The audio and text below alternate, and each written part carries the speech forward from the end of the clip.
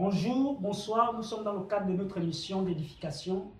Je suis accompagné de mes frères, mais nous allons partager sur le thème la loi et la grâce. Et comme je disais précédemment, je suis accompagné de mes frères. À ma droite, c'est le frère Dieudonné et à ma gauche, c'est le frère Clément. Alors nous avons partagé précédemment sur la nouvelle naissance. Et nous allons faire un petit résumé de ce que nous avions partagé précédemment. Je laisse la parole à mon frère du côté gauche, Clément, qui va prendre la parole.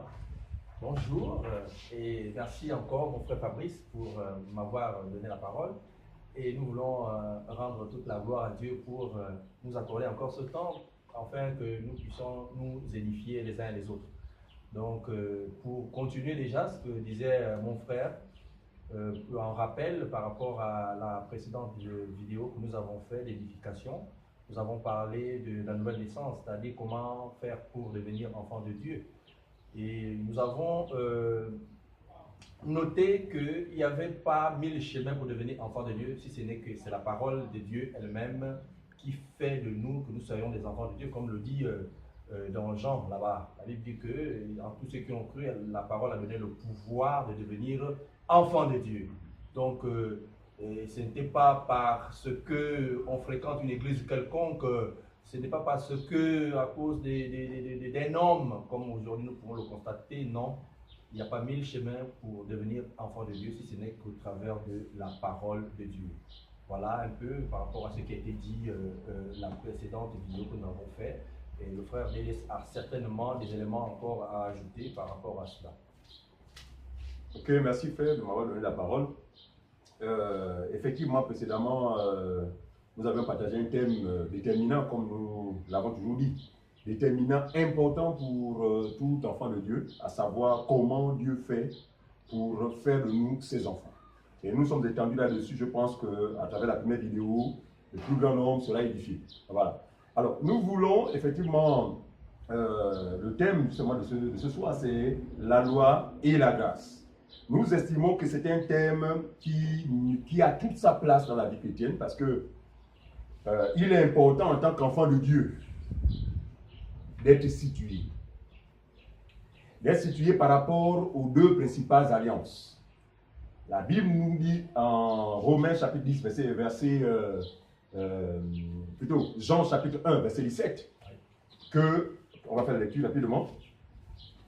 Jean chapitre 1, le verset 17. Jean chapitre 1, à partir du 17e verset. Voilà. La Bible nous dit ceci, car la loi a été donnée par Moïse, la grâce et la vérité sont venues par Jésus. Très bien. Donc, ce passage montre clairement qu'il y a eu deux principales alliances. La première, amenée par Moïse, c'est-à-dire la loi. La seconde, apportée par le Seigneur Jésus-Christ, c'est la loi, la grâce et la vérité. Alors, si nous nous proclamons être enfants de Dieu, nés sous la nouvelle dispensation qui est celle de la grâce, il est important que, effectivement, nous soyons fixés à cette dispensation. Or, le constat amer que l'on peut faire aujourd'hui, de tous ceux qui se réclament être chrétiens, on a l'impression qu'ils sont sur la dispensation de Moïse. Ceux-ci continuent à entretenir des pratiques, en fait, qui sont révolues, des pratiques rattachées à la loi de Moïse que le Seigneur lui-même a justement abrogées. Parce qu'il dit que Christ est la fin de la loi pour la justification de tous ceux qui croient.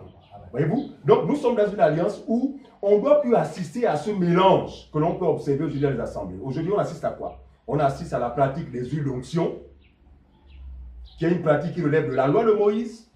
On assiste à la considération des lieux de réunion comme étant la maison de Dieu, ce qui est une vision, une pensée propre à la première alliance. Oui. On assiste à une forme de médiation, n'est-ce pas, jouée entre des individus appelés prophètes, docteurs, pasteurs et leurs brebis. Ceux-ci s'autoproclament comme étant des médiateurs entre eux et le peuple. Toujours une démarche, une pratique rattachée à la première alliance. Nous assistons à des dédicaces de temples. Des pratiques qu'aucun des apôtres, des pratiques auxquelles ils ne se sont jamais livrés. On assiste à des consécrations de serviteurs de Dieu à la manière catholique. Parce que ça ne se fait pas conformément à Moïse. Parce que si nous examinons les Écritures, on va voir que cette pratique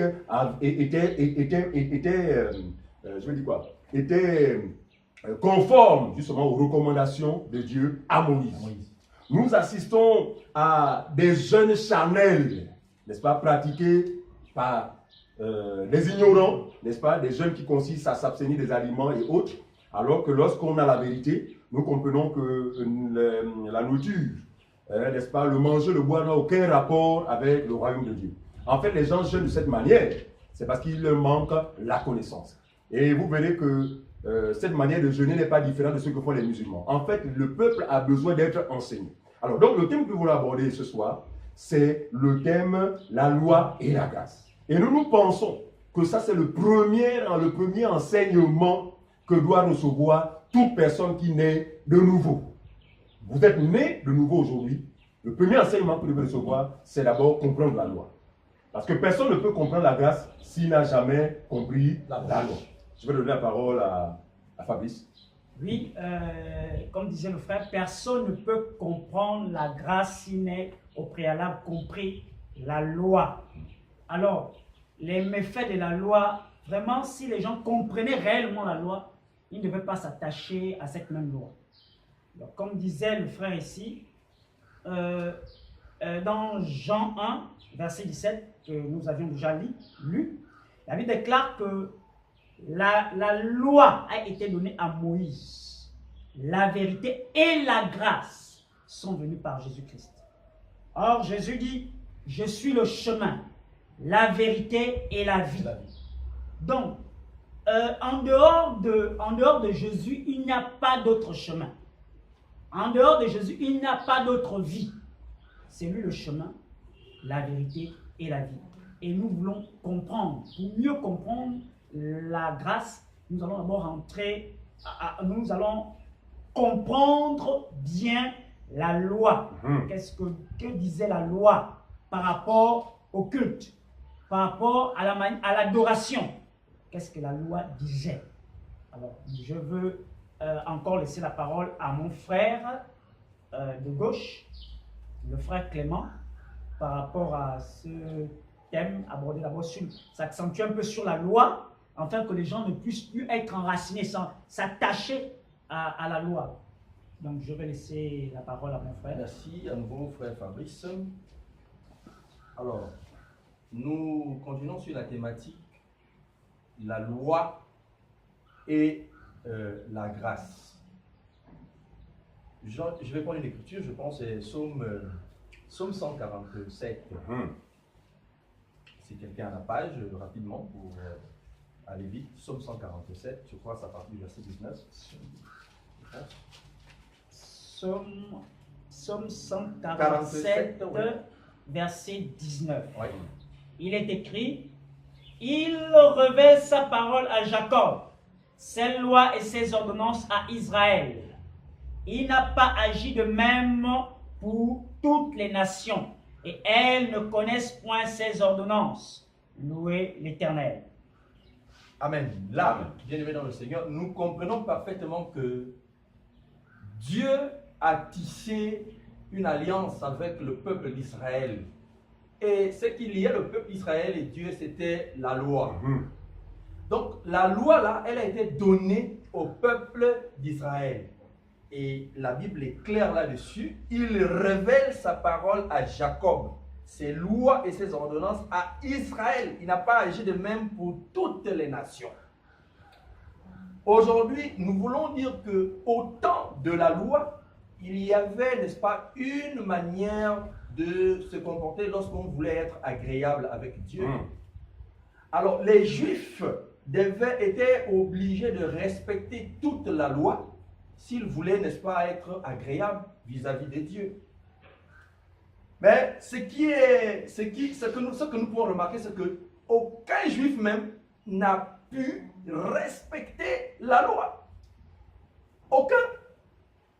Mais nous sommes étonnés comment aujourd'hui des soi-disant pasteurs, des soi-disant prophètes soumettent encore les gens sous cette loi. D'autant plus que cette loi ne nous a pas été donnée. La loi, ce n'était pas à nous, c'était au peuple d'Israël.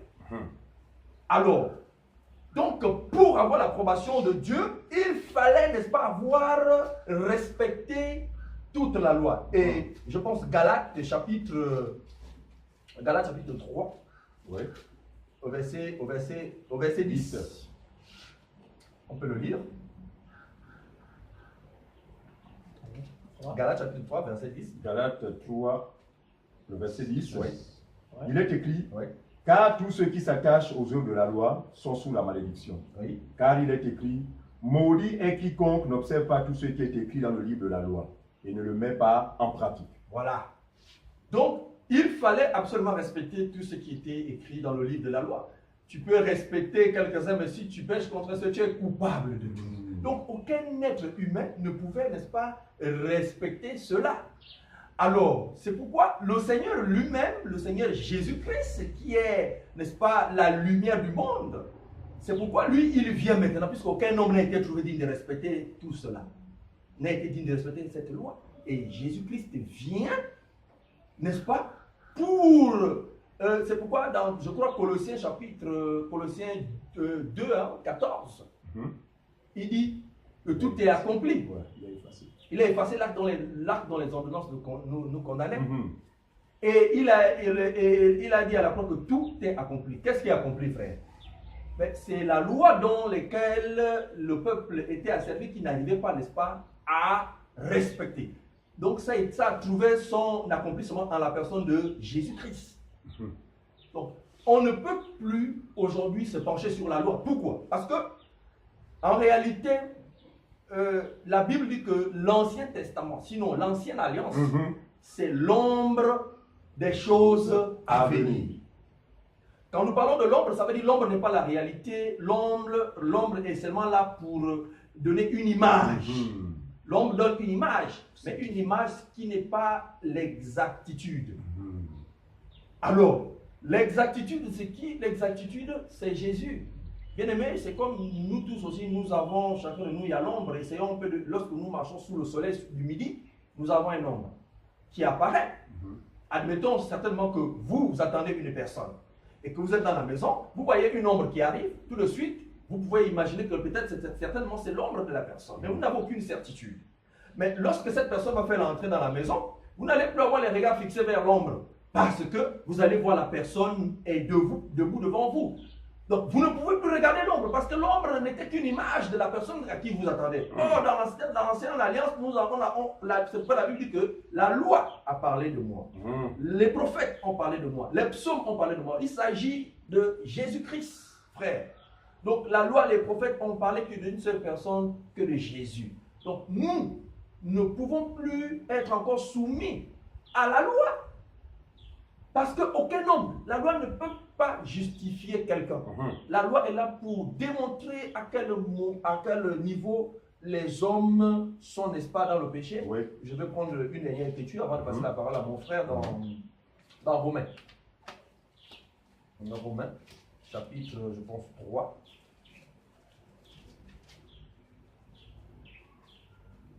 À partir du verset 19. Romains chapitre 3, à partir du verset 19. Or, nous savons que tout ce que dit la loi, Oui. elle le dit à ceux qui sont sous la loi, Oui. afin que toute bouche soit fermée Oui. et que tout le monde soit reconnu coupable devant Dieu. Voilà. Oui, il faut continuer jusqu'au verset 20. Car nul ne sera justifié devant lui par les œuvres de la loi, puisque c'est par la loi que vient la connaissance du péché. Bien-aimés frères et sœurs, ça se passe de tout commentaire. Or, nous savons que tout ce que dit la loi, elle le dit à ceux qui sont sous la loi, afin que toute bouche soit fermée et que tout le monde soit reconnu coupable devant Dieu. Donc la loi là, personne ne pouvait la respecter. Donc devant la loi, tout le monde, nous sommes déjà disqualifiés. Personne ne peut être justifié par la loi de Moïse. Il dit, car nul ne sera justifié par les œuvres de la loi, puisque c'est par la loi que vient la connaissance du péché. Donc la loi est là pour montrer à quel niveau le péché, nous sommes dans le péché. Très bien. Alors, c'est pourquoi nous voulons aujourd'hui, frères et sœurs, d'abord démontrer d'abord la loi, enseigner, montrer les gens ce que c'est la loi. Parce que quand les gens auront connaissance de ce que c'est la loi, je ne sais pas s'ils vont encore demeurer là dans cette loi. Puisque nous disons et nous confirmons cela par la parole de Dieu, que personne ne peut trouver la justification en restant soumis à la loi de Moïse. Je vais repasser la parole aux frères qui vont encore ajouter sur cette thématique dont nous sommes en train d'élaborer. Oui, nous disons merci. Je vais tout simplement passer la parole au frère Dieudonné. Mais avant de passer la parole au frère Dieudonné, je veux juste poursuivre dans le même verset de mon frère Clément, dans Galates 10, mon verset 11. Ouais. Dit, Galates 3, verset 10 à 11. On dit, car tous ceux qui s'attachent aux œuvres de la loi sont sous la malédiction. Car il est écrit, maudit est quiconque n'observe pas tout ce qui est écrit dans le livre de la loi et ne le met pas en pratique. Et que nul ne soit justifié devant Dieu par la loi. Cela est évident, puisqu'il est dit, le juste vivra par la foi. Alors, nous voulons tout simplement exhorter les uns les autres à comprendre que la loi, est-ce dans la loi il y avait une justification? Nous disons oui.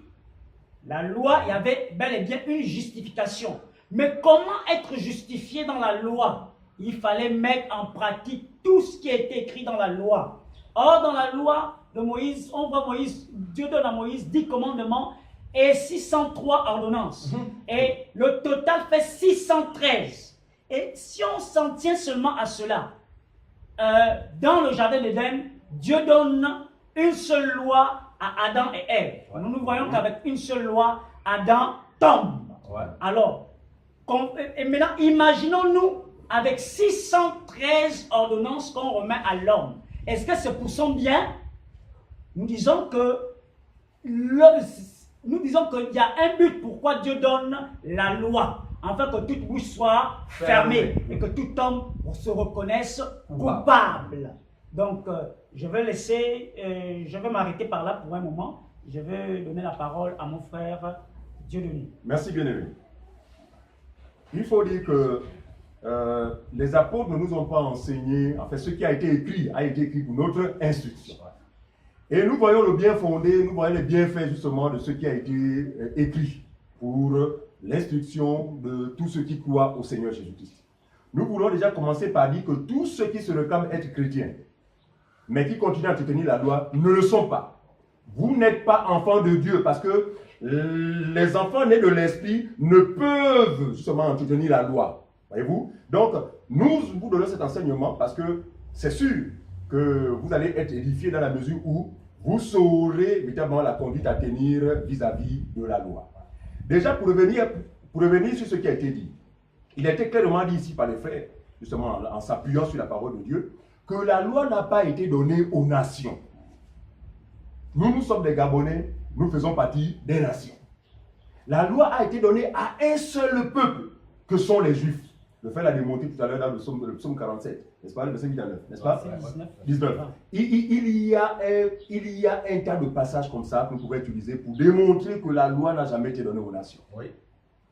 Mais regardez, le peuple à qui cette loi a été donnée a été incapable de la respecter. Comment nous qui sommes des nations allons-nous pouvoir la mettre en pratique? Et nous voulons signaler ici que cette loi n'a pas été donnée aux Juifs. N'est-ce pas? Dieu ne s'attendait pas de la part des Juifs, n'est-ce pas, à un respect total de cette loi. Parce qu'il savait qu'aucun d'entre eux, n'est-ce pas, aucun d'entre eux ne pouvait la mettre en pratique.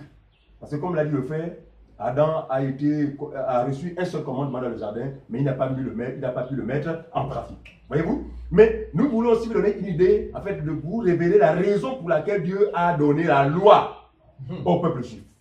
Première raison, on y va. Pourquoi la loi? Romains chapitre 5, verset 20 à 21. On va courir. Romains chapitre 5, 20 à 21.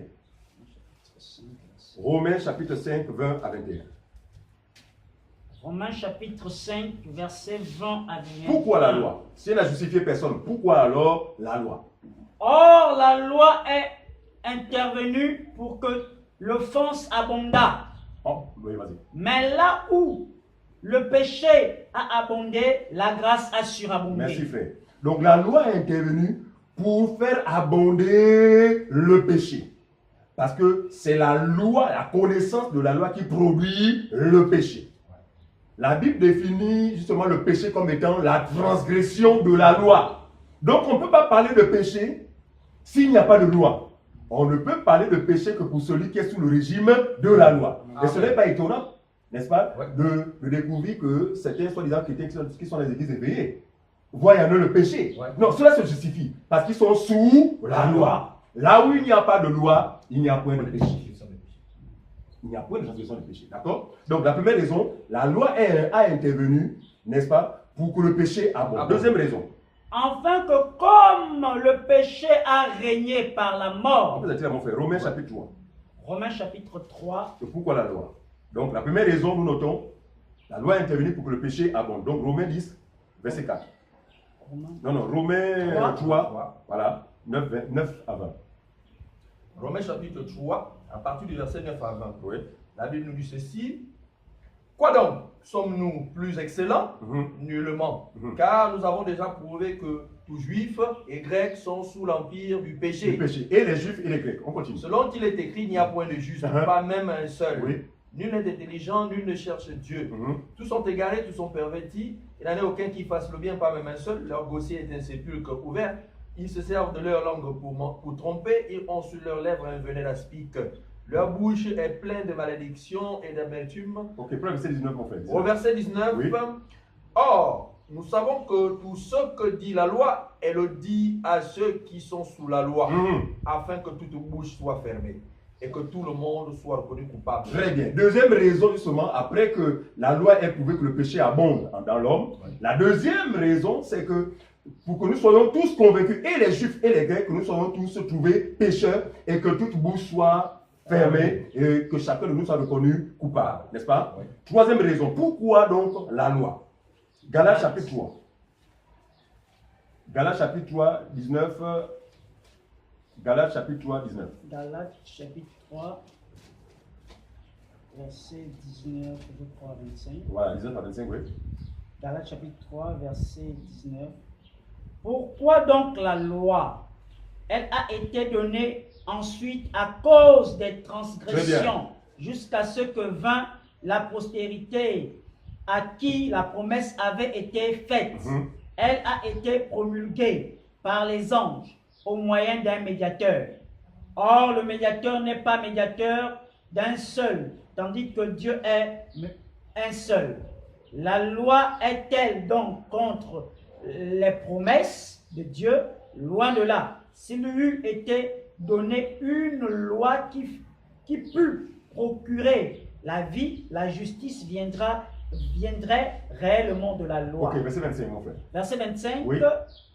La loi étant venue, verset 24, autant pour moi d'abord, oui. Ainsi la loi a été comme un pédagogue pour nous conduire à Christ. Voilà la troisième raison. Afin que nous fussions justifiés par la foi. La foi étant venue, nous ne sommes plus sous ce pédagogue. Amen. Donc la troisième raison, la loi nous a servi de pédagogue. Elle nous a encadrés, nous a enfermés d'abord tous dans le péché, nous a enfermés, et les juifs et les grecs, et elle nous a encadrés, n'est-ce pas, pour nous conduire à Christ. Maintenant que nous avons, n'est-ce pas, cru au Seigneur Jésus-Christ, devenus enfants de Dieu nés selon l'Esprit, nous ne sommes plus sous ce pédagogue. C'est pourquoi la Bible dit Christ est la fin de la loi pour la justification de tous ceux qui croient. Donc voyez-vous, frères et sœurs, sur la base de ce qu'on a lu, parce que nous parlons de ces choses vraiment de manière lapidaire, n'est-ce pas? D'ailleurs, nous vous convions justement à examiner, à regarder justement nos vidéos audio notamment, où nous avions été explicites. En longueur, nous creusons, nous donnons tout le détail. Donc, pour ce plateau, nous en parlons de manière vraiment lapidaire. D'accord? Alors, donc, voilà les trois raisons, n'est-ce pas, pour lesquelles Dieu a donné la loi. Donc, vous comprenez clairement que la loi n'a pas été donnée pour que les Juifs ou pour qu'un homme soit justifié par elle, n'est-ce pas? Alors, donc, en tant qu'enfant de Dieu, en réalité, nous devons demeurer justement dans la grâce et la vérité. Parce que personne ne peut comprendre la grâce s'il n'a pas compris le principe qui régissait justement la première alliance, à savoir la loi. Parce que pour être agréable à Dieu, comme disaient les frères, une justice existait sous la première alliance. Le problème, c'était la difficulté normalement à y accéder. Parce que pour être juste, pour être considéré comme un homme juste selon la loi, il fallait être capable de respecter toute la loi sans violer un seul de ses commandements. Et d'ailleurs, l'apôtre Jacques nous en parle, si on peut voir rapidement, pour voir que tous ceux qui, jusqu'à présent, pensent observer la loi, vous ne pouvez la respecter parce que le peuple, justement, qui a été choisi pour la mise en pratique, pour la mettre en pratique, n'a pu l'observer. Et vous vous rendez compte que dans vos tentatives, n'est-ce pas, de chercher à l'observer, vous êtes en train de l'enfreindre. C'est pourquoi vous êtes maudit. Celui qui est maudit, c'est celui qui est sous la loi. Donc, tout ce qui vous est proposé aujourd'hui par les faux docteurs, oh, venez à tel veillée, vous allez être béni. Non, la bénédiction se trouve dans la foi, n'est-ce pas? Dans la foi du nom du Fils de Dieu. Voilà. Ok. Donc, Jacques chapitre, rapidement. 2, non. Voilà, c'est ça, c'est là. Verset 10, bien. Attendez. Voilà. Oui, Jacques 2, 10, 11. Voilà, merci mon frère. Ok. Jacques 2, 10, 10 à 11. La Bible nous dit, car quiconque observe toute la loi, Écoutez bien. mais pêche contre un seul commandement, devient coupable de tout. Bon, maintenant, je voudrais poser la question à toutes ces personnes qui prétendent observer la loi. Vous qui pratiquez la ligne, vous qui faites des dédicaces au temple, vous qui utilisez les audites bénites, vous qui utilisez les huiles d'onction, dites-moi, êtes-vous capable de respecter toute la loi? Déjà, pourquoi l'exemple de la ligne que vous pratiquez? Vous ne la pratiquez pas conformément à Moïse. Donc vous violez la loi. À cela vous péchez. Et quiconque pêche est sous la malédiction. Voyez-vous? C'est pourquoi, frère, comprenez l'amour de Dieu. Dieu est venu, n'est-ce pas, par son Fils, nous dispenser de ce que l'homme a été incapable justement de pratiquer. C'est pourquoi Jésus va dire, venez à moi, vous tous qui êtes chargés et fatigués. Frères et sœurs, je souhaiterais vous donner une bonne information. Regardez, même ceux à qui la loi avait été donnée, lorsque Jésus s'adressait à ces gens-là, voyant qu'ils étaient esclaves, ils étaient sous le joug de la loi, il leur, n'est-ce pas, interpellait en ce sens que ils avaient besoin de repos. Mais ceux-ci, n'est-ce pas, lui disaient tout, non, Moïse nous a donné la loi. Et il va les prendre justement sur la base de leur déclaration. Prenons ça rapidement. Il dit, c'est Matthieu, hein? Matthieu.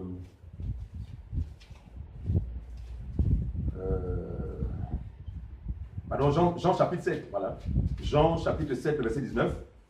Écoutez ce que Jésus va dire aux Juifs. Jean chapitre 7, verset 19, voilà. À partir du verset 19. Ouais. Moïse ne vous a-t-il pas donné la loi et nul ne vous n'observe la loi? Parce que à chaque déclaration de la part du Seigneur, les Juifs avec vous la loi, non, Moïse nous a dit, ok, Moïse vous a dit, mais avez-vous été capable de la respecter? Regardez, il est clairement prouvé que les Juifs n'ont pas pu la mettre en pratique. Ce n'est pas nous qui allons pouvoir le faire.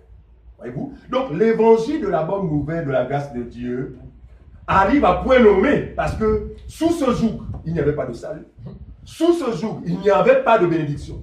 Et d'ailleurs, laissez-moi vous dire que tous ces programmes qui sont organisés par les faux docteurs, les faux pasteurs de la ville, visant à vous faire croire que vous pouvez accéder à la bénédiction autrement que par le moyen qui est celui que Dieu lui-même a mis en place, c'est-à-dire Christ. Parce que souvenez-vous, la bénédiction qui a été promise à Abraham, le père de la foi, a trouvé son accomplissement à la personne de Jésus-Christ. Donc quiconque croit est déjà béni. Nous sommes étonnés, frères, de savoir qu'aujourd'hui, il y a des soi-disant chrétiens à qui le pasteur convainc de malédiction. Oh non, tu es maudit. Est-ce qu'un chrétien peut-il être maudit? Ça ne se justifie pas. C'est pourquoi nous disons que vous n'êtes pas enfants de Dieu. Parce que tous les enfants de Dieu, non pas de ceux-là qui sont nés, engendrés par la parole de Dieu, sont forcément bénis. Amen. Parce que la bénédiction d'Abraham s'est accomplie en eux. Et Paul le dit, en Christ Jésus, nous sommes bénis de toutes sortes de bénédictions spirituelles dans les deux sens. Amen. Quelle malédiction, voyez-vous? Alors, quand quelqu'un se voit maudit, c'est que vous êtes sous la loi. C'est la loi qui confirme la malédiction. Oui. C'est la loi qui confirme le péché. C'est la loi qui confirme la mort. Voyez-vous? Donc, regardez, ce sont des choses que vous n'entendrez jamais de la part de vos bishops. Ils vous parleront de choses. Vous voyagerez. Ils vous parleront de visa. Vous aurez le visa. Vous allez vous marier. Non, ce n'est pas l'évangile. Ce sont des faux ministres. Parce que le ministre de Dieu se reconnaît par ce qu'il enseigne. Celui qui est envoyé de Dieu dit les paroles de Dieu. Mais quelles paroles de Dieu entendez-vous chaque jour dans vos temples, si ce n'est des paroles qui viennent satisfaire vos désirs? Selon qu'il est écrit, justement, dans les derniers temps. Les gens auront la démangeaison d'entendre des choses. Voyez-vous? Donc, regardez, c'est vraiment la manifestation de l'esprit de l'erreur. Mais nous avons grâce à Dieu de ce que dans ce monde, il y a des serviteurs qui n'ont peut-être pas un nom. Et nous n'avons pas besoin de nous faire un nom. Amen. Le nom que nous prêchons, c'est celui de Jésus. Amen.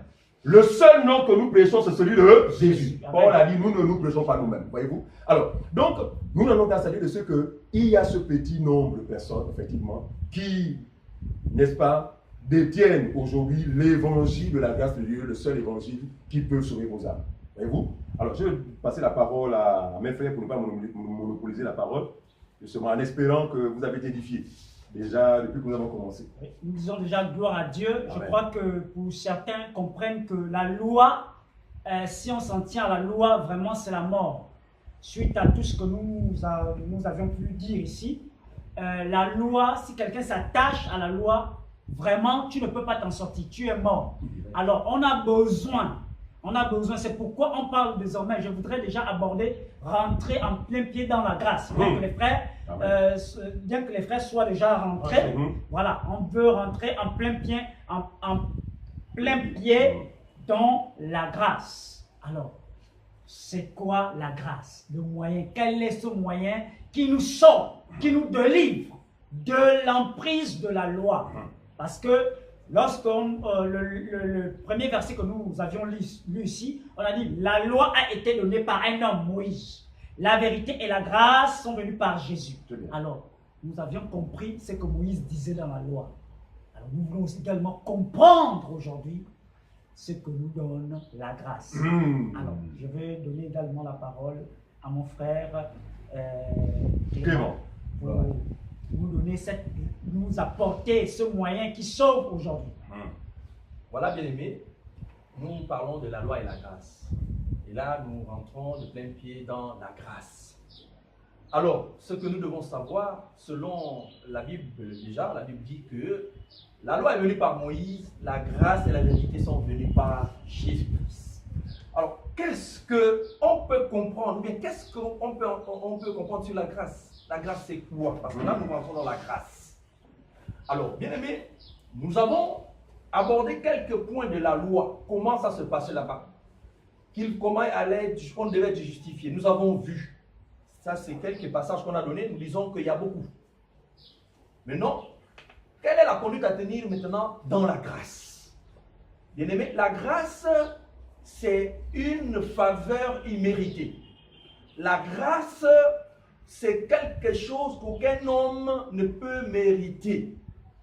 La grâce, c'est une faveur qu'on accorde à quelqu'un qui n'a pas mérité, en fait, quelqu'un qui est condamné. La grâce, c'est quelqu'un qui est condamné, qu'on accorde une faveur. Exemple, un détenu qui est prisonnier, et c'est pourquoi j'aime l'apôtre Paul, parce qu'il dit que la nature elle-même ne vous enseigne pas. Alors, dans la prison, il y a quelqu'un qui est là-bas emprisonné, un détenu, il est condamné par exemple à 20 ans de prison par rapport à ce qu'il a fait. Et puis, chaque année, vous savez très bien que le président de la République a ce pouvoir-là, n'est-ce pas, d'accorder une grâce présidentielle à certains détenus. Donc, ce détenu-là qui a écopé pour 20 ans, maintenant, va se voir abrégé, va se voir infliger une grâce, une faveur, une grâce présidentielle. C'est-à-dire que par rapport à ça, on ne tient plus compte des 20 ans de condamnation qu'il avait. Maintenant, désormais, il est libre. Voici ce qu'on appelle la grâce.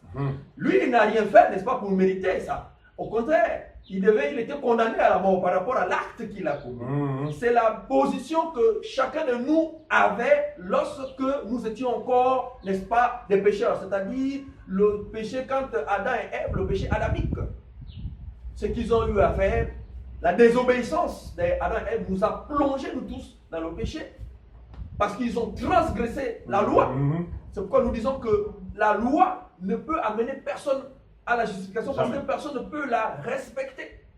Et nous continuons parce que le frère a parlé de la dîme aujourd'hui. Je veux essayer encore d'appuyer là-dedans.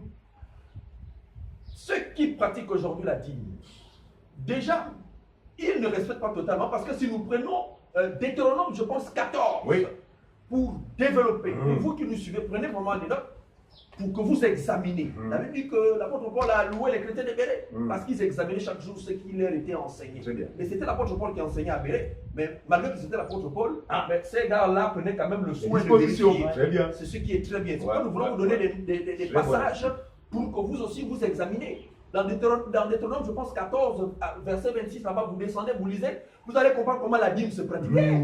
C'était pas comme aujourd'hui nous voyons, tout est expliqué à l'intérieur. Donc eux-mêmes, ils ne respectent même pas comme ça se faisait, mais aujourd'hui, ils imposent cela parce que simplement ce sont les commerçants du temple, ils le font, n'est-ce pas, pour un gain.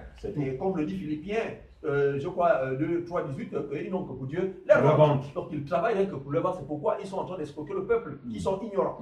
Alors nous voulons parler de la grâce. Je disais que la grâce est une faveur imméritée.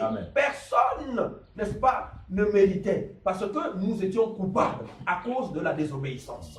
Aujourd'hui, le Seigneur nous vient maintenant, c'est le Seigneur qui nous fait grâce. C'est la grâce de Dieu qui permet maintenant que nous ne soyons plus condamnés. Jean chapitre 3 au verset 16. Dieu a tant aimé le monde qu'il a donné son Fils unique, afin que quiconque croit en lui ne périsse point, mais qu'il ait quoi? La vie éternelle. Donc la vie éternelle, la grâce, c'est Jésus. C'est pourquoi dans Jean chapitre 14 au verset 6, il dit: je suis le chemin, la vérité et la vie. Tout ceci en une seule personne, c'est Jésus-Christ. Donc la faveur, la grâce, c'est Jésus. Nous n'avons plus besoin, n'est-ce pas, de nous tondre encore, ou bien de nous pencher encore vers la loi, alors que celui de qui la loi a parlé est déjà là. Alléluia. Le thème central de la Bible, c'est-à-dire de Genèse, Apocalypse, c'est Jésus-Christ. C'est Jésus qui est recherché là-dedans. Donc, frères et sœurs dans le Seigneur, nous voulons vous interpeller que le salut, la grâce se trouve en Jésus. Toi-même, tu ne peux arriver à nulle part. Tu ne peux arriver à nulle part. Vous allez remarquer, frères et sœurs, que dans la grande majorité de ces soi-disant assemblées, eux, ils vous donnent, n'est-ce pas, des restrictions. C'est-à-dire comme une forme de loi. Voilà. Ne fais pas ceci, ne fais pas cela, il ne faut pas voler, il ne faut pas mentir. Toutes ces choses-là, ce sont des restrictions. Quelqu'un en qui la nature, n'est-ce pas, sa nature n'est pas changée, même si tu lui dis, il ne faut pas faire ça, il ne faut pas faire ça, ce n'est pas le fait que tu as dit que il ne faut pas faire ça que lui va faire. Non, dans sa nature, il demeure pécheur. Donc ça ne peut pas quitter. Il pourra peut-être te faire plaisir parce que tu es là. Voilà. Mais sinon, il demeure toujours pécheur. C'est pourquoi vous remarquez que vous faites un peu des efforts pour essayer de plaire à ceux qui vous imposent, n'est-ce pas, ces choses. Non, si tu veux être agréable à Dieu, si tu veux être un véritable chrétien, il faut plus aller dans les boîtes de nuit, il faut plus faire ceci, il faut plus faire cela. Et quand vous essayez de faire, mais vous remarquez que vous retombez toujours, vous n'arrivez pas. Parce qu'en réalité, ce sont des lois qui sont en train de faire peser sur vous. Et à partir de ce moment-là, vous n'êtes pas dans la grâce, vous êtes encore sous la loi. Parce que la grâce, c'est quoi? C'est Jésus. Jésus, c'est la bonne nouvelle. La bonne nouvelle signifie qu'il y avait d'abord quelque chose qui était mauvais. Maintenant, là, il y a une bonne nouvelle. La bonne nouvelle, c'est Jésus. Et la bonne nouvelle nous réjouit. La bonne nouvelle ne vient pas pour nous affliger. Or, aujourd'hui, nous constatons que ces personnes, soi-disant chrétiens, ils sont toujours sur le joug de l'esclavagisme. Ils sont toujours esclaves de la loi. Ne fais pas ceci, ne fais pas cela, ne fais pas comme ça, ne fais pas comme ça. Mais au finish, ils finissent par toujours retomber. Et nous remarquons les déboires. Et après, qu'est-ce qu'ils disent? Non, dans l'église, regardez comment les choses sont rentrées. Dans l'église, on voit le pasteur aller avec la soeur, on voit le frère machin. Ce n'est pas étonnant. Ce n'est pas étonnant. Pourquoi? Parce que ils sont encore sous la loi. Dans Matthieu, chapitre 3, bien aimé, Jean-Baptiste, c'est celui qui a précédé le Seigneur Jésus. Il est venu avant le Seigneur. Et vous allez voir, lorsque le Seigneur est arrivé, Jean-Baptiste a fait quoi? Il a fait une chose. Les disciples sont venus voir Jean-Baptiste. Ils ont dit, mais maître, tous les gens là vont maintenant chez celui que toi tu montres là-bas. Parce que Jean-Baptiste, dans Jean chapitre 1 au verset 29, on peut le vérifier rapidement, il a dit quelque chose vraiment de très capital. Jean chapitre 1 à partir du verset 29. Jean 1, verset 29. Il est écrit: le lendemain, il vit Jésus venant à lui. Et il dit: voici l'agneau de Dieu qui ôte le péché du monde. Amen. Jean-Baptiste dit: voici l'agneau de Dieu qui ôte le péché du monde. Et il y a un passage quelque part dans la Bible qui dit que parmi tous les prophètes qui sont nés de la femme, il n'y a pas un grand prophète comme Jean-Baptiste, mais cependant il n'a fait aucun miracle. Donc, qu'est-ce qu'il a fait d'extraordinaire? Le fait qu'il a montré quelqu'un. Et il a dit, c'est normal qu'ils vont à lui. Lui, il faut que lui grandisse. Moi, je dois descendre. Amen. Alors, Jean-Baptiste étant, n'est-ce pas, le type purement de la loi. Alors, celui de qui la loi parlait est là. Lui, il s'efface, il monte, il demande à ses disciples d'aller maintenant vers celui normalement qui appartient les brebis. C'est lui l'époux. Et c'est comme ça. Donc aujourd'hui, nous aussi, frères, nous voulons interpeller tous ces frères à dire que il y a le moyen, n'est-ce pas, qui est là devant tout le monde. La grâce de Jésus. Ayez le regard vers la croix, l'œuvre que le Seigneur a accomplie à la croix. C'est là-bas où vraiment nous allons avoir la grâce. Tout ce que nous pouvons faire là, si on n'a pas le regard vers l'œuvre de la croix, nous sommes encore soumis à la loi parce que nous allons chercher à faire des efforts mécaniques pour être, n'est-ce pas, agréables à Dieu. Avant de passer la parole à mon frère, la Bible dit que selon la loi de Moïse, si on trouvait quelqu'un en flagrant délit d'adultère, on attrapait cette personne, on le lapidait à mort. Maintenant, quand Jésus-Christ lui arrive, il dit que celui qui regarde une femme avec l'intention de lui convoiter a déjà commis l'adultère. Donc, au temps de la loi, il fallait qu'on te trouve en flagrant délit d'adultère pour qu'on te prenne, on te lapide, on te tue devant tout le monde. Maintenant, quand Jésus lui vient, il dit celui qui regarde. Bon, moi je pose la question à tous ceux qui veulent être sous la loi. Bon, quel est cet homme, quelle est cette personne, autant pour moi, allais-je dire, qui aujourd'hui n'a pas posé les regards sur une femme et a eu, n'est-ce pas, il n'a pas eu des idées, il n'a pas eu des pensées négatives. Quand nous pouvons voir comment aujourd'hui les femmes sont habillées. Donc, ça veut dire que sur cette base-là, tous les hommes sont disqualifiés. Aucun homme ne peut, n'est-ce pas, respecter la loi. Impossible. Impossible. Donc, le seul moyen, c'est la grâce. Et la grâce, c'est qui? C'est Jésus. Amen. Qui est la bonne nouvelle. C'est le moyen mis par Dieu, par lequel, n'est-ce pas, nous pouvons et nous devons avoir le salut. C'est ça la grâce de Dieu. La grâce que Dieu nous accorde. Parce que s'il a mis la loi, il a su que personne ne pouvait nous en sortir. Maintenant, il nous fait grâce. Parce que c'est par le moyen de la grâce qu'il a racheté, n'est-ce pas, l'humanité et tous ceux qui ont cru en lui. Donc voilà un peu pour cette approche par rapport à la grâce. Il y a beaucoup de choses à dire. Je vais repasser la parole à mon frère. Disons gloire à Dieu parce que Dieu nous explique encore davantage et je crois que les yeux vont s'ouvrir. Je vais donner la parole à mon frère pour tout simplement poursuivre dans la grâce, bien sûr. Justement. Oui, mon frère, on a du mal à rentrer déjà en plein pied de la grâce parce que nous voulons nous assurer que ceux qui nous regardent, justement, ont compris vraiment le principe de la loi. Oui, ça c'est vraiment fondamental, voyez-vous. Parce que quand on a compris le principe de la loi, frère, je ne vois pas quelqu'un qui a été enseigné en ce qui concerne la loi et son principe et continuer à l'entretenir. Si c'est le cas, vous êtes étranger à la parole de Dieu. Voyez-vous? Alors, regardez, même la grâce, quand on parle de la grâce, cette grâce-là passe par la justice de Dieu. Beaucoup de personnes parlent de justice de Dieu, mais sans comprendre en réalité le fond et le bien fondé de cette justice. Cette justice a été révélée par l'évangile. Voyez-vous, nous pouvons parler de trois sortes de justice. Il y a la justice qui est celle des hommes, c'est-à-dire qu'un individu va se dire, bon, écoute, pour avoir la vie éternelle, je dois faire du bien. Je dois faire ceci, je ne dois pas voler, je ne dois pas faire cela. N'est-ce pas? Ça, c'est une justice qui relève de l'homme, à laquelle le Seigneur ne tiendra pas compte. Il y a la justice, n'est-ce pas, qui provient des œuvres de la loi. C'est la justice dont on parlait, c'est-à-dire qui consistait à faire quoi? À mettre en pratique toute la loi sans violer un seul des commandements. N'est-ce pas? Mais il y a une seule justice qui sauve. C'est-à-dire que de toute cette justice, une seule sauve, c'est celle que révèle l'Évangile. Romains chapitre 1, le verset 16 à 17, très rapidement. Romains chapitre 1, le verset 16 à 17. Très bien. Je lis la parole de Dieu. Oui. Car je n'ai point honte de l'évangile. C'est une puissance de Dieu pour le salut de quiconque croit. Du juif premièrement, puis du grec. Très bien. Parce qu'en lui est révélée la justice de Dieu par la foi et pour la foi. Selon qu'il est écrit, le juste vivra par la foi. C'est l'évangile qui révèle la justice de Dieu, qui s'obtient par la foi et pour la foi. Voyez-vous? Donc, ne peut être juste devant Dieu, c'est celui qui a la foi. C'est celui qui a la foi que Dieu considère comme étant quelqu'un qui est juste. Regardez, pour nous aider. À l'époque de Noé, alors que Dieu prend une décision, n'est-ce pas, souveraine, qui est celle de détruire tous les humains. Parce qu'il dit que lorsqu'il regardait sur la terre, il n'y avait même pas un seul juste. Frères et sœurs, dans Noé, Noé était parmi les gens dont les pensées se tournaient chaque jour vers le mal. Oui. Parce qu'il dit sur la terre, je ne vois, tous les pensées des hommes sur la terre ne se tournaient chaque jour que vers le mal. Mais la Bible précise ceci.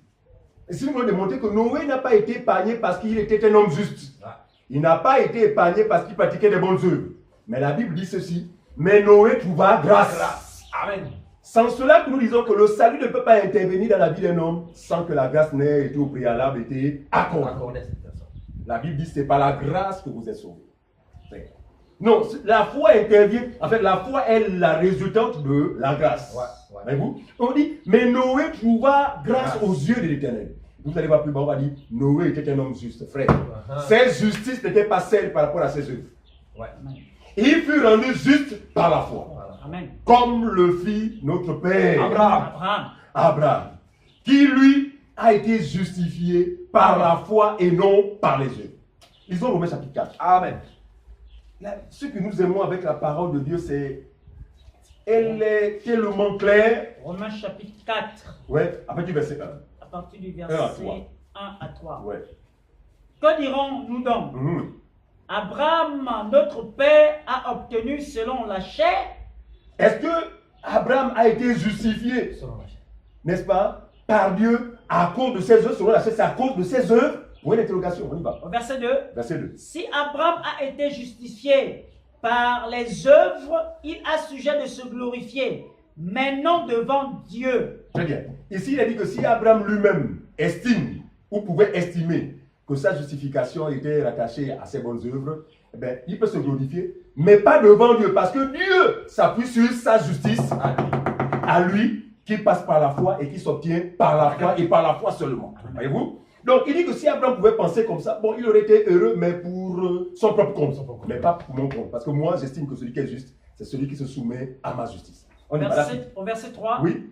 Car que dit l'Écriture? Abraham crut Suivez bien, mes frères. à Dieu, et cela lui fut imputé à justice. L'Écriture témoigne que ce qui a fait la force d'Abraham, ce qui a permis d'Abraham d'être justifié, c'est parce qu'Abraham avait cru.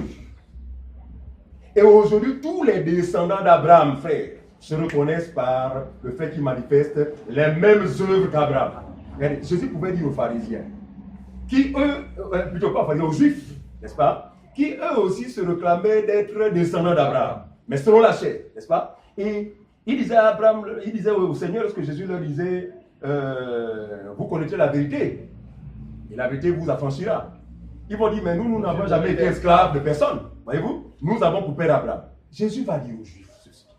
Si Abraham était vraiment votre père, pourquoi alors Pourquoi vous ne manifestez pas les œuvres d'Abraham? Pourquoi ne manifestez-vous pas les œuvres d'Abraham? De quelle œuvre Jésus parlait ici? Jésus parlait de cette œuvre qu'on appelle la foi. Parce que Abraham a été ami de Dieu, a été justifié par Dieu par le simple fait qu'il avait cru. Sans cela, nous disons que la grâce, frère, c'est un don, frère, immérité, comme disaient les frères. C'est un don gratuit, selon Romains chapitre 3, verset 21. Mais ils sont gratuitement justifiés par la foi, frère. Donc c'est la foi qui nous rend justes. Pourquoi? Parce que les prophètes avaient déjà annoncé, n'est-ce pas, quelques siècles avant, disant que mon juste, donc le juste, celui qui va être considéré par Dieu comme étant injuste, c'est celui-là qui va faire comme Abraham. Mais je ne comprends pas comment aujourd'hui les soi-disant chrétiens recherchent la justification à travers leurs œuvres. Au point, j'ai entendu des gens dire, oh, toi qui vis dans la fornication, tu vas aller en enfer. Ok, si quelqu'un ne fornique pas, mais quelqu'un néanmoins de mauvaise pensée. Mais c'est clair. C'est pourquoi j'ai aimé tout à l'heure ce que le frère a dit tout à l'heure, que si nous voulons nous appuyer sur la justice qui vient de la loi, qui peut être juste? Quelqu'un pourrait dire, Seigneur, si tu comptais nos fautes, qui subsisterait? Le Seigneur sait qu'aucun d'entre nous, il sait pertinemment qu'aucun d'entre nous ne peut être juste selon la chair. C'est pourquoi, voyez-vous, il a préféré justement à travers l'expérience de la nouvelle naissance, nous dépouiller justement de la nature charnelle pour faire de nous des hommes spirituels. Parce qu'il n'y a que l'homme spirituel qui peut être agréable à Dieu. Ici, l'homme spirituel, c'est celui qui désormais marche par l'esprit, marche selon l'esprit, marche par la foi. C'est-à-dire que sa confiance ne repose que sur ce que le Seigneur a accompli à sa place, sachant que de lui-même, il ne peut plaire à Dieu. Le fait d'être sous la loi amène les gens à avoir une mauvaise définition du péché. Si la question est posée à tous ceux qui vont dans les temples, matin, midi et soir, c'est quoi le péché? Ils vont vous dire que le péché, c'est voler, c'est la fornication, c'est l'adultère, c'est le lesbianisme. On peut regarder l'écriture. Mais très bien, 1 Jean chapitre 3. On va le lire. 1 Jean chapitre 3, regardons cela. Et nous allons avoir la bonne définition du péché, parce que le péché, selon la loi, avait des définitions. C'est celle qui consistait à quoi? Le péché, c'était quoi? La transgression de la loi. Mais selon la nouvelle alliance, le péché devient une nature. C'est pourquoi le frère disait tout à l'heure que quelqu'un pourrait s'abstenir de ceci ou de cela aussi longtemps que cette personne n'aurait pas eu part à cette expérience qui vient de Dieu, c'est-à-dire la nouvelle naissance. N'est-ce pas le thème que nous avons traité précédemment? En fait, tu vas t'abstenir de ceci ou de cela, mais tu vas demeurer dans le péché, tu vas aller dans l'enfer. En fait, l'enfer est réservé à toutes ces personnes-là qui vont demeurer avec la nature du vieil homme. Il faut avoir revêtu le nouvel homme, créé selon Dieu, frère. Ça ne dépend pas de l'homme, mais c'est la grâce de Dieu en nous, frère. C'est ce que les gens ont besoin de comprendre. Lisons, mon frère. C'est ce que les gens ont besoin de comprendre. Oui, 1 Jean 3, oui, à partir du verset 3. Très bien. Quiconque a cette espérance en lui se purifie lui-même et pur, comme lui-même est pur. Quiconque pêche transgresse la loi, et le péché est la transgression. C'est écrit noir sur blanc. Les faux pasteurs, les faux frères, les faux sœurs ont l'habitude de lire ce passage, mais la grâce ne leur a pas été accordée. Ils sont mal d'ouvrir les yeux et comprendre ces choses. Il est dit, le péché, c'est quoi? C'est la transgression de la loi. Oui. Et nous pouvons comprendre, frère, pourquoi l'apôtre Paul va dire que celui en qui la semence de Dieu demeure ne peut pécher. Amen. Nous comprenons le sens de cette affirmation parce qu'effectivement, pour le croyant, il n'est plus sous le pédagogue de la loi qui faisait de lui un pécheur. Donc c'est impossible. C'est impossible. Celui qui a cru au Seigneur ne peut plus pécher. Pourquoi? Parce que le Seigneur sur la croix a effacé l'acte dont les ordonnances nous condamnent. Voilà l'évangile que les gens ont besoin d'entendre, frère. Ce n'est pas, oh, tu vas voyager, ce n'est pas ça, c'est charnel. Ces conducteurs étant des aveugles, étant des mondains, des inconvertis, vous parleront toutes les choses du monde, au nom de l'évangile. Mais ce n'est pas ça l'évangile. Et Paul a parlé de ça, qu'il y a des gens qui viennent vous apporter un autre évangile. Il n'y a qu'un seul évangile. Des gens qui veulent vous troubler. Voyez-vous? Nous sommes de ceux-là, par la grâce de Dieu, qui voulons demeurer dans l'évangile unique, sachant qu'il est sanitaire. Voyez-vous? Donc, le péché, c'est la transgression de la loi. Celui qui peut être considéré comme étant un pécheur, c'est celui qui transgresse la loi. Ouais. Et qui peut transgresser la loi, c'est celui qui est sous son régime. Écoutez ce que Paul va dire. Allons-y, Romains chapitre 7. Paul va être explicite. Amen. Pour nous aider à comprendre qu'il est impossible à l'homme, selon la chair, de dominer sur le péché selon la chair, selon la loi. Parce que la loi, effectivement, est une puissance. Voilà. On va prendre la partie verset 7. Romains 7. Oui. Romains chapitre 7, verset 7. Que dirons-nous donc? Que dirons-nous donc? La loi est-elle péché? Point d'interrogation. Loin de là. Loin de là. Mais. Donc, la loi en elle-même, mais il n'y a pas de problème. Il n'y a pas de problème. Parce que la loi, elle est spirituelle. Ouais. Mais qu'est-ce qui a fait que la loi spirituelle soit incompatible avec l'homme? Parce que l'homme est charnel, mais la loi est spirituelle. C'est pourquoi désormais, devenus hommes de Dieu, devenus des fils et des filles spirituels, nous pouvons avoir cette harmonie avec la loi. Parce que nous avons maintenant la même nature. C'est-à-dire que ça coule. Ce n'est plus à nous la pratique, mais ça coule parce que c'est la même nature que nous sommes devenus. Donc, à cela, il dit, la loi était péché? Non. Loin de là. Loin de là. Mais, écoutez Paul. Je n'ai connu le péché que par la loi. Car je n'aurais pas connu la convoitise si la loi nous dit, tu ne convoiteras point. On peut le faire là. Ouais. Regardez, une seule raison. Regardez, si aujourd'hui les églises de réveil, les églises catholiques, les églises des hommes, ceux qu'ils appellent péché abondent. Parce que ce n'est pas une affaire d'aujourd'hui, on en parle depuis des années. Ouais. Mais les gens sont toujours dans des fornications et toutes ces choses-là. En fait, ils veulent bien en sortir. Voyez-vous? Ils sont bien disposés à en sortir. Mais ce qu'ils ignorent, c'est que le péché est une puissance. Ouais. C'est une puissance qui ne peut être anéantie que par l'œuvre du Seigneur sur la croix. Amen. C'est-à-dire que si nous usons d'autres méthodes pour sortir du péché, nous n'en sortirons jamais. Alors, ce que ces gens ignorent, c'est que plus vous prêchez au peuple la loi, Plus le péché. la Bible dit le péché est là pour chercher une occasion. C'est ce que Paul va dire.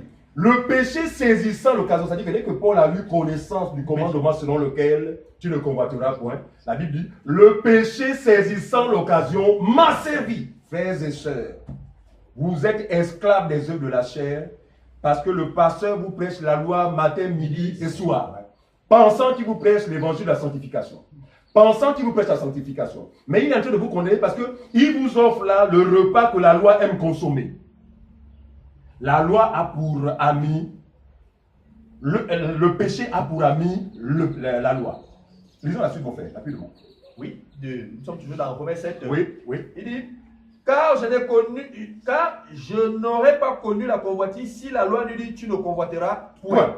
Oui. Et le péché saisissant Ah, l'occasion, le péché saisissant l'occasion, oui. produisit en moi par le commandement toutes sortes de convoitises, car sans loi le péché est mort. Très bien, car sans la loi, le péché est mort. Amen. Frères et sœurs, tous ceux qui ont eu la grâce d'avoir part à l'expérience de la nouvelle naissance, frère, Amen. aujourd'hui peuvent s'estimer plus qu'heureux. Ouais. Frère, nous nous sentons libres depuis un certain nombre d'années. Amen. Nous nous sentons réellement libres. En ce sens que la grâce nous a été donnée de comprendre que le danger, finalement, n'est-ce pas, le danger auquel l'homme était confronté, c'était quoi? C'était la loi. C'est pourquoi Jésus, pour régler le problème du péché, n'est-ce pas, pour régler définitivement le problème du péché, il a préféré justement détruire ce qui fait la force du péché, c'est-à-dire la loi. La loi. Amen. C'est sur la croix que la loi a été effacée. C'est pourquoi nous disons que si quelqu'un est en Christ, vraiment en Christ, et je donne grâce à Dieu de ce qu'on a partagé précédemment. Ouais. Amen. Le problème, c'est parce que les gens ne sont pas chrétiens, ne sont pas enfants de Dieu. Ils vont dans des temples, ils vont des amis, ils ne sont pas enfants de Dieu. Parce que s'ils l'étaient, ils auraient expérimenté cette vérité. Ouais. Mais Jésus a dit que si moi-même je vous affranchis, en d'autres termes, si ma vérité parvient à vous, vous serez réellement libre. De quelle liberté parlait-il? La liberté par rapport au péché. Nous ne comprenons pas cette confusion qui embrigade plusieurs de ceux qui se regardent chrétiens, de penser qu'on peut être en même temps un chrétien et en même temps un pécheur, lorsque nous savons que la loi n'a pas été donnée pour les justes. La loi a été donnée à des pécheurs, pour les pécheurs. Lisons cela, et puis je donne la parole à quelqu'un d'entre vous. 1 Timothée chapitre 9. 1 Timothée chapitre 9. 1 Timothée 1, le verset 9, je crois. 7. Voilà. 1 Timothée, et ce passage parle effectivement des faux docteurs, c'est-à-dire que ceux qui sont pour vous des enseignants, qui croient vous enseigner l'évangile, mais sont en train de vous enseigner la loi. Ouais. Donc, sont en train de vous condamner en attendant votre mort pour vous retrouver dans l'acte de foi. 1 Timothée 1, verset 7. Je peux lire? Ouais. Ils veulent être docteurs de la loi. Mon Dieu, que de docteurs dans l'Église, des faux docteurs. Nous lisons faux au regard ou à l'écoute de ceux qui enseignent. Parce qu'aucun docteur suscité par le Seigneur n'a enseigné la démonologie. Ouais. N'a enseigné comment le diable opère pendant la nuit. N'a enseigné le combat spirituel selon la chair. N'a enseigné les combats. Bref, tout ce à quoi nous assistons, je vous assure, c'est le diable lui-même à travers des faux serviteurs. Il dit, ils ne le sont pas. Il dit, ils veulent être docteurs de la loi. Mais ils ne comprennent ni ce qu'ils enseignent, ni ce qu'ils affirment. C'est ce qu'il écrit, frère. Très bien, verset 8. Nous n'ignorons pas que la loi est bonne, pourvu qu'on en fasse usage légitime. Est-ce que parce que nous sommes en Christ qu'il faut rejeter la loi? Nous disons non. La loi pour nous, elle est importante. Non pas en ce que nous parviendrons à la mettre en pratique, mais en ce qu'elle témoigne de la personne de Jésus-Christ. Amen. Il dit que la loi a parlé de moi. Donc lorsque nous parlons de Jésus, nous sommes souvent poussés à prendre le témoignage des patriarches. Il y a la loi au témoignage. C'est ça l'usage. Donc les gens se servent de la loi, mais il faut en faire bon usage. Or, lorsqu'on est aveuglé par le diable, on en fait mauvais usage. En ce sens, il dit, nous n'ignorons pas que la loi est bonne, pourvu que nous en fassions usage légitime. Verset 9. Sachant bien que la loi n'est pas faite pour les justes. Alléluia. Nous sommes justes, frères. C'est pourquoi nous sommes plus redevables à la loi. Amen. Il dit, sachant bien que la loi n'est pas faite pour les justes, mais pour qui? Pour les méchants. Quiconque est sous la loi est méchant. Pour les rebelles, quiconque est sous la loi est rebelle. Pour les irréligieux, quiconque est sous la loi et irréligieux. Pour les pécheurs. Voyez-vous? Donc, lisez ça chez vous, tranquillement, jusqu'au verset 11, je vous assure. Si quelqu'un est sous la loi, vous êtes ennemi de Dieu. Même quand même quand vous aurez cessé de fumer, cessé de forniquer, l'enfer vous attend. Parce que finalement, ceux qui iront en enfer, ce n'est pas ceux qui auront posé des actes. Ceux qui iront en enfer, ce sont ceux qui auront foulé ou pillé le don de Dieu, qui auront méprisé l'œuvre de la croix. Parce que notre salut, frère, nous le puisons à travers cette mort. Nous le puisons à travers cette résurrection. Voyez-vous? Donc, la grâce, c'est tout un océan. Mais nous allons aller petit à petit, je vous assure, je pense qu'on aura du mal à sortir du thème de la loi parce que, effectivement, c'est ça le problème en fait aujourd'hui dans les religions. Ceux qui peut-être sont chrétiens sont carrément sous la loi. Comment faire pour qu'ils en sortent? Ils ont besoin de la bonne information. C'est pour ça que nous vous invitons à regarder, à visiter régulièrement notre site. Vous serez richement bénis au nom de Jésus-Christ. Je donne la parole à... Gloire au Seigneur. Je voudrais prendre encore sur le passage de Romains 3, verset 21 au verset 28. On va lire un peu plus. Romains 3, 21 à 28, n'est-ce pas? Oui. Maintenant, sans la loi est manifestée la justice de Dieu. Gloire à Dieu. À laquelle rendent témoignage la loi et les prophètes. À laquelle rendent témoignage la loi et les prophètes. Très bien. On a dit qu'on prend la loi à l'usage légitime. C'est-à-dire que la loi sert de témoignage. La loi, c'est pourquoi il dit la loi et les prophètes, les psaumes ont témoigné de lui. C'est pourquoi il dit également dans Romains, dans Hébreux il dit, car dans le rouleau du livre, il est question de moi. Dieu, oh Dieu, ta volonté. Alors, on dit il annule ainsi la première chose pour établir la seconde. Alléluia. La seconde, c'est la grâce et la vérité. Amen. Alors, nous, frères, poursuivons. Voilà, donc justice de Dieu par la foi en Jésus-Christ. Pour tous ceux qui croient, il n'y a point de distinction. On dit pour tous ceux qui croient, pour ceux qui croient, pour tous ceux qui ont la foi en la personne de Jésus, pour tous ceux qui ont la foi à l'œuvre de la croix, ils sont justifiés, ils sont purs, ils sont saints. Alléluia. C'est cela. Ils sont pardonnés. C'est cela la foi. La foi, mais les gens aujourd'hui disent, la foi, ils utilisent la foi que pour les choses de la terre. Oh, je dois voyager, je dois avoir la foi. Je dois voyager, je dois avoir une voiture. Un bébé. Un bébé. C'est une foi universelle. Ce n'est pas la foi qui consiste au salut. Très bien. Alors, mon frère, continue. Très bien. Car tous ont péché et sont privés de la gloire de Dieu. Car tous ont péché, on prend de la condition adamique. De tout homme né d'Adam est le fils pécheur et est maudit. Oui. Et ils sont gratuitement justifiés par sa grâce, par le moyen de la rédemption qui est en Jésus-Christ. Et on dit ici, ils sont gratuitement justifiés. Gloire au Seigneur. Le don de Gloire au Seigneur, c'est parce que c'est cela la grâce. Amen. Ils sont gratuitement justifiés. Ils sont gratuitement justifiés par sa grâce, par le moyen de la rédemption qui est en Jésus-Christ. Mon frère, continue. C'est lui, Jésus. C'est lui que Dieu a destiné par son sang. C'est lui, Jésus, que Dieu a destiné par son sang. À être pour ceux qui croiraient. Pour ceux qui croiraient, pour pouvoir sortir de l'esclavage de la loi. Oui, mon frère. Pour ceux qui croiraient, victime propitiatoire. Amen. Afin de montrer sa justice. Afin de montrer sa justice. Parce qu'il avait laissé impunis les péchés commis auparavant. On parle ici sa justice. Ça veut dire qu'il n'y a pas une autre justice. La véritable justice, c'est ce que révèle l'évangile. Oui. Et de montrer sa justice dans le temps présent. Et de montrer sa justice dans le temps présent. Dans le temps où nous sommes. Voilà. De manière à être juste. De manière à être juste lui-même. Tout en justifiant ceux qui ont la foi en Jésus-Christ. Tout en justifiant. Donc tous ceux qui croient à l'évangile de la grâce, à la bonne nouvelle, sont justifiés. Amen. Ils ne sont plus redevables à qui que ce soit. À quoi que ce soit. Il faut que cela soit clair. Continue mon frère. Nous sommes au verset 26. 26, voilà. Et de montrer sa justice dans les temps présents, comme nous le disions, de manière à être juste, tout en justifiant celui qui a la foi en Jésus-Christ. Où est donc le sujet de se glorifier? Où est donc le sujet de se glorifier? C'est pourquoi nous, on est là.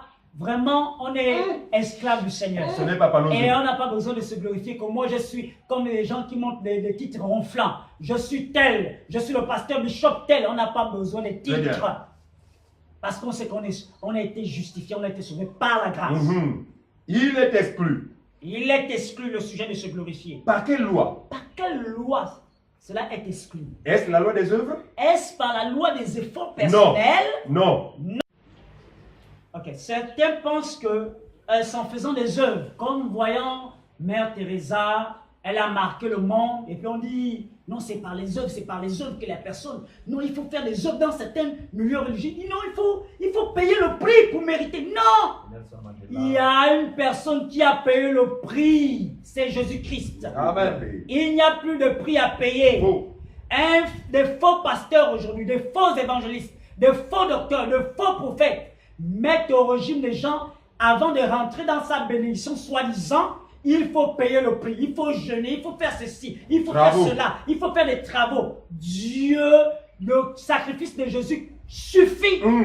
C'est Amen. pourquoi sur la croix, il a dit, tout est accompli. Alors, quelle est l'œuvre que l'homme peut faire qui peut égaler l'œuvre de la croix?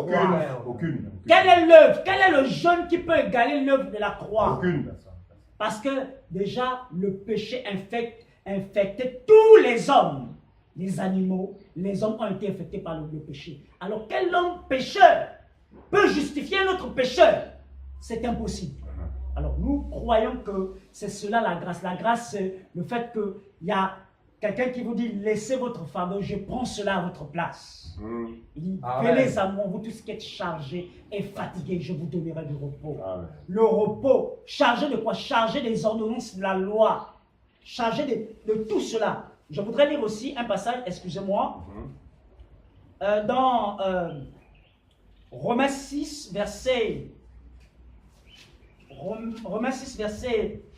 6. Je lis la parole de Dieu dans Romains chapitre 6 au verset 6. Oui. Sachant que notre vieil homme a été crucifié avec lui, Amen. afin que le corps du péché fût détruit pour que nous ne soyons plus esclaves du péché. Alléluia. Amen. Il dit, sachez que notre vieil homme a été crucifié avec lui. Nous prêchons l'évangile, la bonne nouvelle. Voilà. Il a dit, allez et prêchez la bonne nouvelle à toute la création. Lorsqu'on parle de bonne nouvelle, c'est Jésus. Amen. C'est Jésus la bonne nouvelle. Pour dire que vous êtes fatigué, venez, croyez à cet homme. En croyant en lui, vous bénéficiez Alléluia. gratuitement de la justification. On ne demandera jamais à quelqu'un pour qu'on prie pour lui, on a besoin de quoi que ce soit. Non, on n'a pas besoin de ça. Ce n'est pas l'évangile. Ce n'est pas l'évangile. Aujourd'hui, vous partez, les faux docteurs disent que non, pour aller voir l'homme de Dieu, il faut donner quelque chose. Hein, on ne va pas voir le prophète les mains vides. Ils ne comprennent pas l'évangile. Oui, évidemment, on ne peut pas voir le prophète les mains vides. Dans la grâce, oui, on ne peut pas voir le prophète les mains vides. Mais qu'est-ce que cela voulait dire? Mais qui est prophète? Voilà, et qui est prophète? Parce qu'il faut, pour comprendre qu'on ne doit pas aller voir le prophète les mains vides, il faut savoir qui est le prophète. Le véritable prophète, c'est la personne de Jésus. Amen. Et nous disons, nous n'allons pas le voir les mains vides. Mais nous avions besoin de croire. Quel est le présent? Quel est le présent? Nous le voyons. La Bible déclare que sans la foi, il est impossible de lui être agréable. Alors le présent, c'est la foi. Alléluia. Amen. C'est la foi. Amen. C'est le seul présent que nous avions Ce n'est pas l'argent. besoin. Ce n'est pas l'argent. Je ne veux pas monopoliser la parole. Je vais donner la parole à mon frère Clément. Vraiment que la Espérons gloire, que vraiment tout... que la gloire revient à Jésus seul. Amen, amen. Que la gloire revient à Amen. Jésus parce que vraiment, c'est des choses, lorsque aujourd'hui nous parlons de ces choses, nous pouvons réaliser parce qu'autrefois, vraiment, frères et sœurs, nous n'avons pas reçu la grâce. Donc, on avait des difficultés pour comprendre ces choses aussi, vraiment, qui sont, je dis que c'est ceux qui ont reçu la grâce qui comprennent facilement ces choses.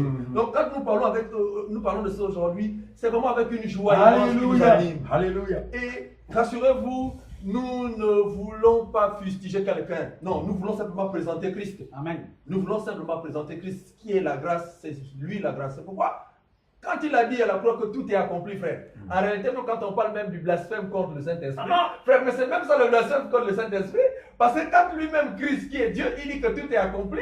Mais toi, tu dis non, il faut que tu fasses d'abord quelque chose. Un complément. Un complément. C'est-à-dire que tu veux corriger Dieu. Vous voyez, c'est pourquoi nous disons même à ces personnes aujourd'hui qui disent à certaines sœurs et à certains frères, non, il ne faut plus mettre des tissages, non, il ne faut plus mettre des ongles. C'est-à-dire que Dieu t'a donné des ongles naturels, toi tu vas encore ajouter, donc tu as envie de corriger Dieu. Non, mais ça c'est minable. Du légalisme religieux. C'est du légalisme religieux. Mais ce sont eux qui veulent corriger Dieu. Parce que Dieu a dit tout est accompli. Amen. À la croix, tout est accompli. Maintenant, eux, ils soumettent encore le peuple sous un joug de la loi. C'est-à-dire, pour être agréable devant Dieu, il faut que vous soyez encore soumis à des jeûnes et des prières, des travaux spirituels. Si tu vas avoir ceci, on te soumet à un travail spirituel. Donc, l'œuvre de la croix n'a pas suffi pour affranchir quelqu'un. Nous disons que l'œuvre à la croix était la seule œuvre unique pour sauver quiconque croit. C'est ça. Donc, c'est ça, bien aimé, qu'on appelle le blasphème contre le Saint-Esprit. C'est-à-dire que l'incrédulité refusée. Voilà quelqu'un qui refuse le repos. Dans, je crois, Matthieu chapitre 11, le verset, je pense, 27, il dit, venez à moi, vous tous qui êtes fatigués et chargés. Donc, voilà quelqu'un qui veut vous abréger, n'est-ce pas, par rapport au fardeau que vous avez. Et vous voyez, frères et sœurs, quand on parle de ce passage-là, ils croient que venez à moi, vous tous qui êtes fatigués et chargés, c'est les maladies. Quand tu es fatigué, donc, il faut aller dans la maison de Dieu, dans les soi-disant églises. C'est ça. Non, ce n'est pas ça. Non. Vous tous qui êtes fatigués et chargés, fatigués de quoi, frère? Fatigués de la loi. Parce qu'aucun être humain, aucun homme ne pouvait respecter toute la loi. Il dit non, pas la peine. Toi qui es fatigué de ça, tu as beau essayer, tu retombes. La loi te met toujours balayage. La loi te met toujours balayage. Tu veux faire des restrictions. 2018, il faut que vraiment j'arrête, je ne dois plus faire comme ça. Avec ta propre force. Je ne dois plus faire ceci, je ne dois plus fumer, je ne dois plus boire, je ne dois plus faire ceci. Mais tu remarques que c'est seulement que partir remise, au bout de quelques jours, tu retombes parce que tu es sous la loi. La loi te met toujours balayage. Maintenant, le Seigneur lui dit non, arrête. Vous tous qui êtes fatigués, venez, je vous donnerai du repos. Donc le repos, c'est en Christ.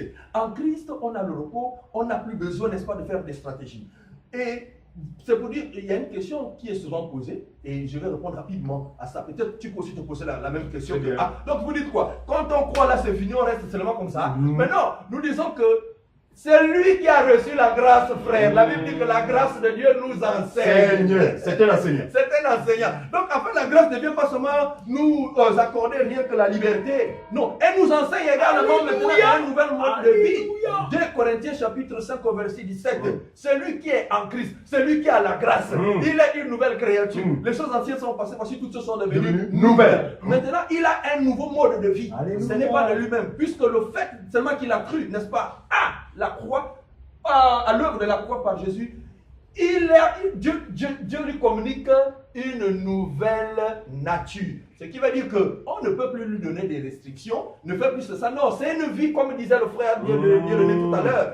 Il devient ami de la loi, parce que la loi maintenant, ce n'est plus lui qui l'accomplit, mais c'est l'esprit de Christ qui est en lui, n'est-ce pas, qui va maintenant faire toutes ces choses. Donc, nous disons que dès qu'on a reçu la grâce va nous enseigner forcément à poser des œuvres. Nous allons faire des œuvres, mais des œuvres selon l'esprit. Ce n'est plus des œuvres mécaniques pour être agréable à Dieu. On ne met pas la charrue avant les bœufs. Non. Bien aimé dans le Seigneur. Eux, pour avoir l'approbation de Dieu, ils veulent d'abord travailler. Non. Ce n'est pas parce que tu fais des travaux spirituels ou tu pries ou tu fais ceci, tu jeûnes, les jeûnes d'Esther ou quoi, que Dieu, n'est-ce pas, t'aime. Non, même avant tout ça, Dieu t'aime. Donc voilà, pour ne pas trop monopoliser, je vais passer la parole. Disons gloire à Dieu. Il nous reste peut-être en gros 4 à 7 minutes. Oui. Donc je vais passer la parole à mon frère Dieudonné. Oui, frères et sœurs, vraiment une joie vraiment immense et profonde inonde nos cœurs. Amen. Lorsque vous avez eu part à cette grâce, c'est un tout, c'est la liberté totale. Quoi. On se sent vraiment libre, réellement libre. Réellement. En ce sens que le sorcier qui avait accès dans notre vie ne peut plus avoir accès dans notre vie. La malédiction qui nous frappait par le passé a été annulée et remplacée par la bénédiction, la vraie bénédiction que Dieu donne, n'est-ce pas? Alors, donc nous invitons, frères et sœurs, vraiment reposez-vous, frères. Quand vous entendez le Seigneur appeler aux gens au repos, il est Dieu.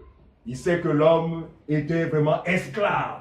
L'homme était dans un joug, vraiment difficile à supporter. Il dit, prenez sur moi mon joug. Car il est doux et léger. Regardez, notre frère Paul va se retrouver en face d'une catégorie de chrétiens comme vous qui nous regardez certainement, qui jusque-là avaient certainement 21 ans dans l'église des hommes, mais vous ne comprenez absolument rien de ce qu'enseigne la parole de Dieu. Ce sont les faits de Galates.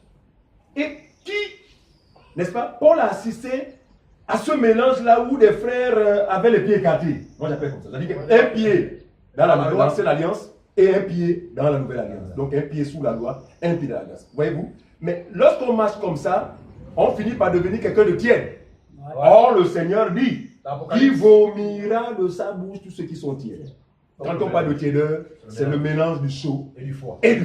Voyez-vous? Le même Paul va dire qu'un peu de levain fait lever toute la pâte.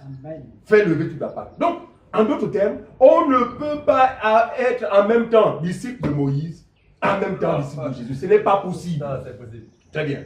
Parce que c'est deux dispensations bien distinctes. Bien distinctes. Amen. Amen. Parce que l'auteur aux Hébreux dit ceci, que si la nouvelle alliance était sans reproche, était parfaite, Dieu n'aurait pas jugé utile de la remplacer par une seconde. Amen. Elle a été remplacée parce qu'elle a été imparfaite. Elle, je dis bien, elle n'a justifié personne qui était sous ce régime-là. Voyez-vous? Et donc nous avons vraiment besoin de comprendre la nouvelle alliance. Et Paul va dire ceci, il va dire ceci à ces gens de Galates qui s'embrouillaient comme vous, certainement, qui me regardez. Vous ne comprenez rien, jusque-là, vous continuez à payer la dîme, à faire des choses qui relèvent de la loi, alors que c'est la preuve que vous ne comprenez rien de la loi. Vous ne comprenez même pas la loi. Alors, Galates chapitre 4, on va prendre le verset 19. Verset 19 au verset 21. Écoutez ce que dit Paul. Galates chapitre 4, verset 19 à 21. Mhm. Mes enfants, pour qui je prouve de nouveau les douleurs de l'enfantement, jusqu'à ce que Christ soit formé en vous. Donc, jusqu'à ce que la grâce soit manifeste à travers vous. Parce que, frère, il est une chose. Il y a des faux frères qui prétendent croire au message de la grâce. Oui, frère, croire à l'évangile de la grâce. Mais quand vous voyez leur fonctionnement, leur mode de vie, mais leur mode de vie ne reflète en rien la grâce. Très bien, très bien, très bien. Il dit, mes enfants pour qui j'éprouve de nouveau les douleurs d'enfantement, jusqu'à ce que, en fait, l'apôtre Paul, après avoir enseigné, s'attendait à quoi? S'attendait à ce que, n'est-ce pas, le fruit, n'est-ce pas, il s'attendait à ce que le fruit se manifeste, n'est-ce pas, à travers les vies de ceux-là qui recevaient son évangile, n'est-ce pas? La suite, il dit quoi? Je voudrais être maintenant auprès de vous et changer de langage, car je suis dans l'inquiétude à votre sujet. Voyez-vous? Ouais. Il dit qu'il est dans l'inquiétude au sujet de ses frères, dans la mesure où ils avaient du mal, en fait, à faire la différence des deux dispensations. Ils se retrouvaient tout dans un mélange. Il dit, je suis inquiet. Parce que quiconque mélange, il n'y a pas la vie éternelle. Quiconque mélange la loi et la grâce, il n'y a pas de vie éternelle. Voyez-vous? Amen. On dit que Christ est la fin de la loi. Quand on parle de fin, c'est que la loi a été complètement annulée, abolie pour les croyants. Parce que c'est elle qui justifie les croyants. Ensuite, on y va. Verset 21. 21. Dites-moi, vous qui voulez être sous la loi, n'entendez-vous point la loi? Vous qui continuez à entretenir la loi, est-ce que vous comprenez vraiment la loi? C'est pourquoi nous disons que ne peut entretenir la loi que l'ignorant, celui qui est dans les ténèbres. Voilà. Parce que celui qui a eu la grâce de comprendre ses frères s'en débarrasse. Amen. Non, tourne le dos définitivement à la loi, sachant que la loi est typifiée quoi? La mort, la condamnation, frère. Et la grâce typifie la vie, la justification, frère. La vie et la vie en abondance. L'auteur hébreu va lancer encore la paix. Il va dire, mais je suis étonné de ce que vous prétendez être chrétien, mais tout en ignorant le repos qui est réservé au peuple de Dieu. Oui, nous disons qu'il y a un repos qui est réservé au peuple de Dieu. Un repos qui a été typifié dans la première alliance par l'observation des jours de repos selon les hommes. Le sabbat. Le jour du sabbat, tout bon juif devait s'abstenir de toute activité. Mais ce repos n'était pas le véritable repos. Ce repos était l'image du véritable repos, qui est lui-même Christ. Amen. Et qui t'appelle, toi, vous qui nous regardez, il vous appelle à ce repos. Parce qu'il y a un repos qui est réservé pour le peuple de Dieu. Alors, Hébreux chapitre 4, s'il vous plaît. Hébreux chapitre 4, on va prendre... on va lire à partir du verset... attendez. Hébreux chapitre 4, on va prendre le verset 8. Hébreux chapitre 4, à partir du verset 8. Très bien. La Bible dit, car si 8 à 11. Josué leur eût donné le repos, il ne parlerait pas après cela d'un autre jour. Si le repos que Josué avait donné au peuple d'Israël était le véritable repos, il ne parlerait pas d'un autre repos.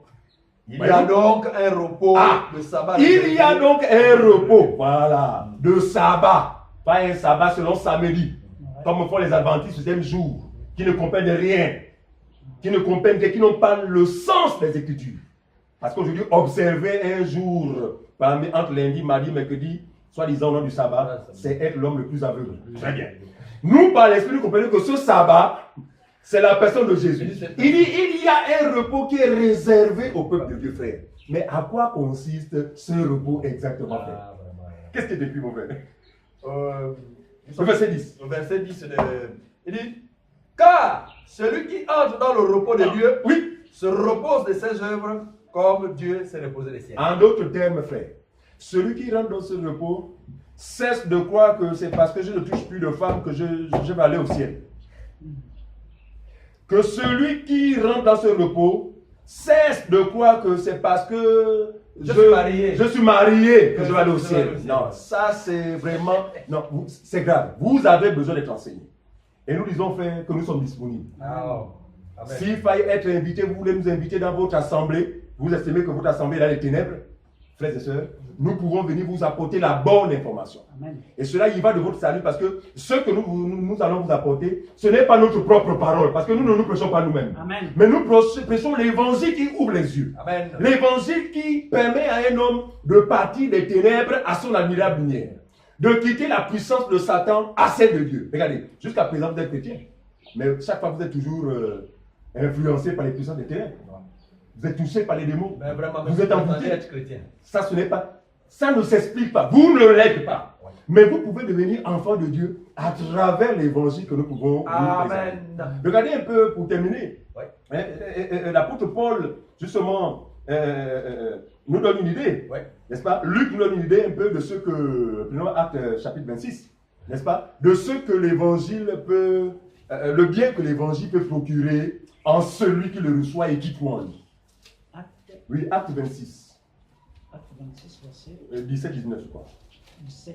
Oui, Acte 26. Acte 26, verset 17 à 19. Oui. Je t'ai choisi du milieu de ce peuple. Écoutons attentivement la lecture. Du milieu des païens. C'est Dieu qui parle à Paul. Vers qui je t'envoie, afin que tu les ouvres les yeux, pour qu'ils passent des ténèbres à la lumière et de la puissance de Satan à Dieu, pour qu'ils reçoivent par la foi en moi le pardon des péchés et l'héritage avec les sanctifiés. Frères et sœurs, Paul est celui que Dieu a choisi, mis à part, pour apporter aux nations que nous sommes la bonne nouvelle de l'évangile de la grâce de Dieu.